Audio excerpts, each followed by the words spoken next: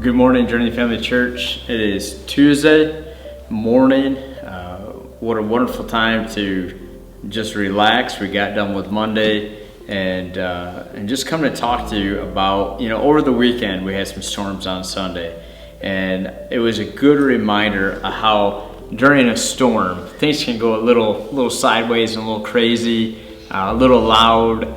And it's a good reminder of looking at the story in Mark where Jesus calms the storm.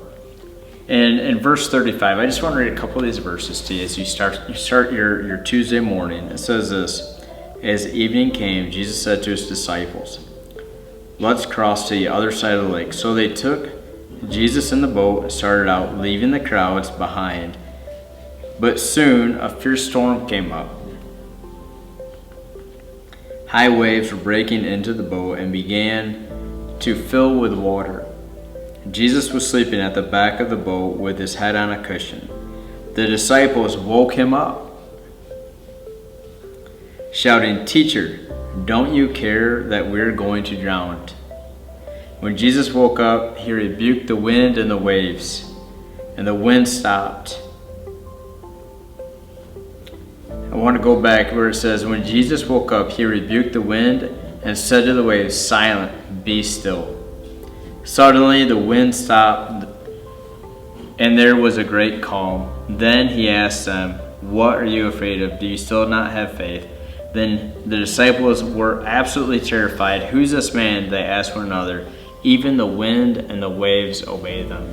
And I just wanted to bring this to you to really open up in a sense of saying, what are the storms that you're dealing with even today? What are the wind and the waves that are trying to get you off course, or trying to get your focus off of Jesus even today?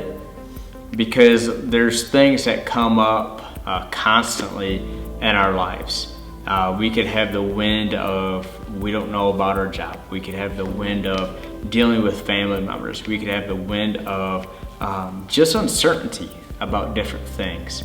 And through all the wind and the waves and the struggle that was going on, Jesus was at perfect peace within that.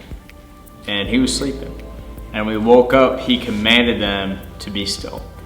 Jesus is the same in our life today. And we need to be calling upon him to be able to speak in our situations and our lives. And I know in many different ways the Lord has done that in my own life. But the thing is I had to bring it to the attention. Not saying that the Lord doesn't know. The Lord knows. But sometimes we call on the Lord and just name it. "Lord, I need you to be with me in my anxieties. My anxieties of not knowing the future. My anxiety of worrying over my kids. My anxiety of trying to figure out the next day of what it's going to bring. My anxiety of my insecurities." We have to start giving that over to the Lord. And I know personally in my own life, that's what I've had to do. I can't always worry, well, what's tomorrow going to bring?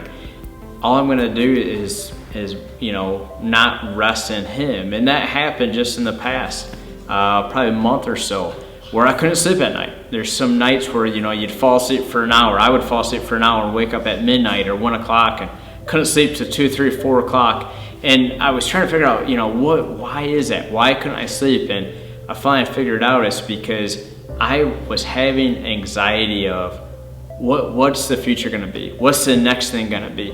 And I wasn't giving it over to the hands of the Lord. And another thing that, I started doing is started giving it over to the Lord. And in the process of giving it over to the Lord, there's times where I would still wake up and I thought, well, what is this? And it was, I needed to pray. I needed to pray over that situation. And sometimes the Lord gave names of people that I needed to be praying for as well, and to be praying for other people. So there's two things I want you to think about. What are some things that the Lord is waking you up that you need to pray for? But number two, what are things that you need to give over to the Lord, that you need to give to his full control? If he can control the wind and the waves, can he control everything of our lives? So thank you so much for listening. Be blessed today.